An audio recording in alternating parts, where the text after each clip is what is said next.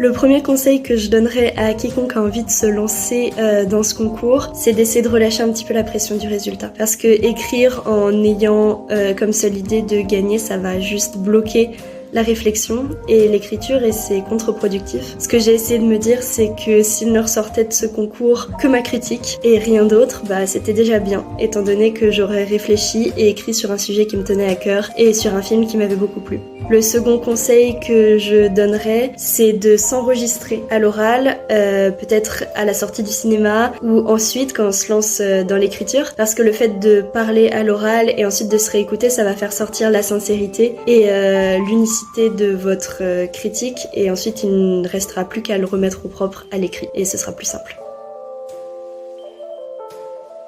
Écrire une critique de film en soi n'a pas été un gros défi, étant donné que c'est quelque chose que j'ai toujours fait pour mon plaisir dans des carnets. L'erreur que j'ai pu faire cependant, ça a été de lire, avant d'aller voir le film, la critique de Télérama. Et donc il a fallu que je travaille activement à ne pas reprendre les idées et les façons d'écrire de cette fameuse critique. Je tire plein de bonnes choses de cette expérience et en premier lieu, comme je le disais, la critique que j'ai écrite, que j'ai pu retranscrire à l'écrit dans mon carnet.